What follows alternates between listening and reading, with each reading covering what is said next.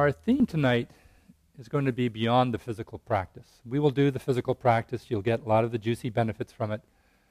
But we're going to look beyond that into sort of a mental, mystical, meditative practice.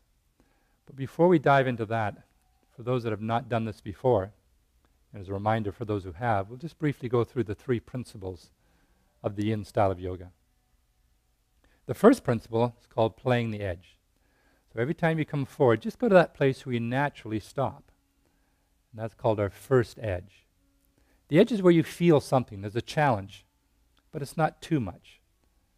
If you wanted to, you could probably pull yourself even deeper, but that would engage the muscles. And here we want to relax the muscles so that the stress of the pose can go into the deeper tissues. So just surrender to gravity and let gravity take you to where you naturally stop. And that's our first edge. After a minute or so, you might find your edge opens up, recedes. You might be able to slide your hands a bit further away. Those that are more flexible, the track 2 students, can reach out with the opposite hand, the left hand, and just lightly hold the right foot.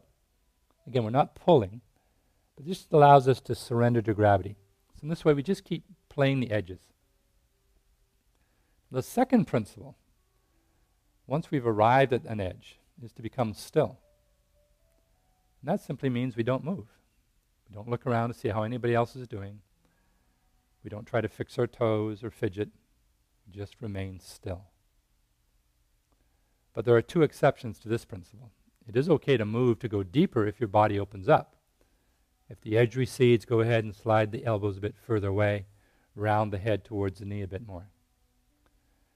But it's also appropriate to come up if you find you're too deep.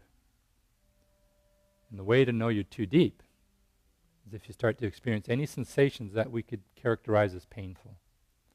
So anything that feels sharp or burning, tingly in nature, electrical, these are signs that you're on the verge of hurting the body. And so you back off. The third principle, after we've come to an edge and after we've become still, is time. Physically, physiologically, in Yin Yoga, time is the magic ingredient.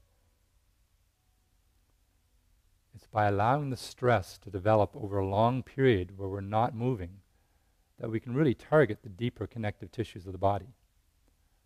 The ligaments, the joint capsules, the cartilage, the bones, the deep fascial bags within the muscles. All these require a long-held static stress to be exercised healthily. Now we're going to come back to this side later, but for now, push the floor away and slowly come on up. Draw the right foot in and stretch the left leg out. Now if somebody had their foot on your mat, you can repay the favor. Turn and face that left leg. You can use the right hand to pull you around. And again, to your own degree, just start to fold forward. Remember your options. You can bend your knee, put a block underneath it. If you don't have a block, you can use your arms. Allow yourself to round forward so that gravity draws you down. And once again, we just find that first stopping point, that first edge, where we can surrender here. Now you might feel particularly high on this side. That's just an optical delusion. We were on the first side for 3 minutes, so the body did open up. So on this side you might feel a bit high, but give it time. Allow the body a chance to open, never forcing.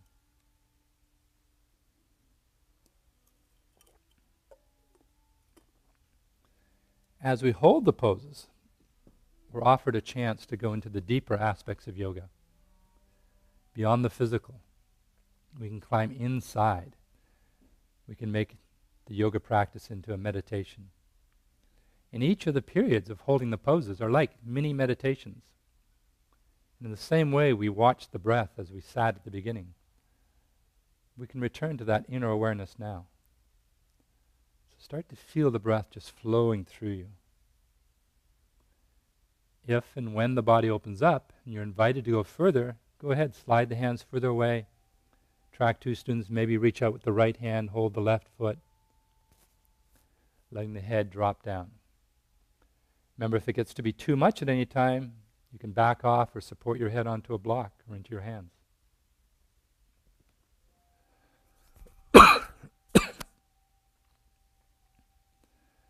I thought tonight I would share with you a few stories from about 2,500 years ago. Many of you have heard this sequence before.